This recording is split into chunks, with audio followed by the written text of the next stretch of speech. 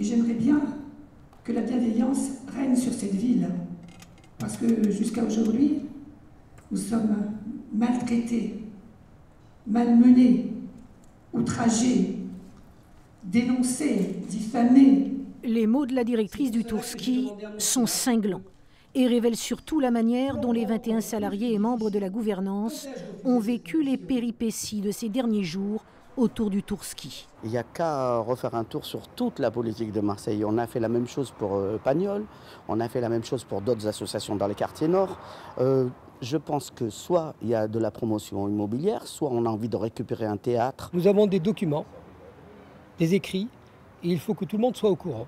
Notre volonté, vous l'avez tous compris, c'est de continuer de toute façon le Tour-Ski. Le Tour-Ski, une aventure théâtrale de 53 ans, dans l'un des quartiers les plus populaires de Marseille, autour d'un homme, Richard Martin, récemment décédé. Le Tour-Ski, un théâtre dont la survie est actuellement en jeu depuis que la mairie de Marseille a refusé d'inscrire à l'ordre du jour du conseil municipal une subvention de 950 000 €, dénonçant un déficit financier et l'existence d'une plainte pour escroquerie et abus de confiance.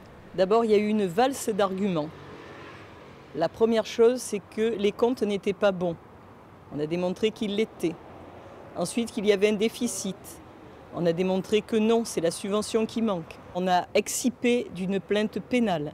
On nous a dit que ce n'était pas la ville qui l'avait déposée, alors que c'est un article 40. Ça veut dire que c'est un élu ou un fonctionnaire. Donc, je veux dire d'abord qu'il y a une valse des arguments. Aucun ne tient. Unie dans la tourmente, toute l'équipe du Tour-Ski affirme ce soir détenir les preuves écrites de son honnêteté et appelle l'ensemble des Marseillais à venir les soutenir.